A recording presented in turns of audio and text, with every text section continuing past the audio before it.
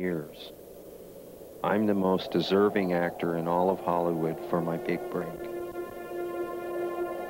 But I have to say that Brando influenced me to think very deeply and strongly about acting and the cinema and the world and about my life and my future. You can do it. You can do it. You can be a great actor. When I was only 18, I first saw Mr. Brando in a movie called On the Waterfront. I somehow could see myself in his shoes. I said to myself, Dennis, you can do it. Why don't you give it a chance? Why don't you seek it out? Why don't you search the earth to find your chance? You can do it.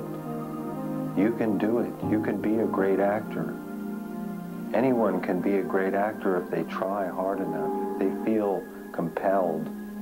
So I sought it out. I came to Hollywood to make it in show business. They call me a symbol of Hollywood, a symbol of what Hollywood represents. The dream of coming to Hollywood with a dream and very little money in your pocket, and sticking to it no matter what to make it. It concerns me that the soul has left Hollywood, the soul of enlightenment. So then I must bring it back with my bright colored cars, my outfits, and my personality. I knew going on traditional cattle calls was never going to do it for me, so I knew I had to do something more spectacular, more phenomenal, more wonderful than that. I used to think that maybe I should be a drag queen so that I could get all kinds of attention from people. Even though I really wasn't a drag queen, just to dress up, just to blow people's minds. So instead of doing that, I decided, why don't I decorate my car and make my car look like a drag queen so that I could drive it around like the drag queen mobile. It's fun, and it's also kind of funny.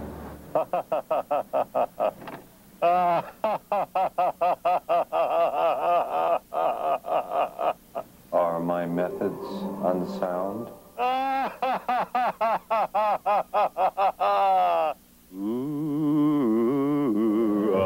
Can you imagine my car's now in the Peterson Auto Museum? I never would have believed it until it happened to me.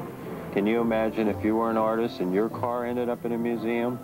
Or an actor, or whatever? Everybody aspires to be in a museum someday. And then I thought back after that, after I dropped off the car, and I thought of me sleeping in my car and finding cockroaches crawling around, and finding out that they were actually nesting in my wind-up alarm clock. Sometimes when I'm driving my car down Hollywood Boulevard, I visualize Tuffy, my dog, and I, Tuffy the Wonder Dog, and Dennis actually lifting off the ground, and I see the Woodruff mobile flying through the sky like a magic carpet ride. Cast me, would somebody please cast me and my dog Tuffy? It's kind of difficult for Tuffy and me to live in this car, but at least for now it's a safe place to live, and it's really kind of like home for him. He kind of like protects the car, and when people come up to the car, he'll start barking at them. But in Hollywood, you know, you need some place to crash. So I usually park my car every night at the Hollywood sign on Beechwood Drive. And the neighbors have gotten used to me being there, so they just kind of ignore me. And hoping that maybe I'll run into somebody that can give me a job.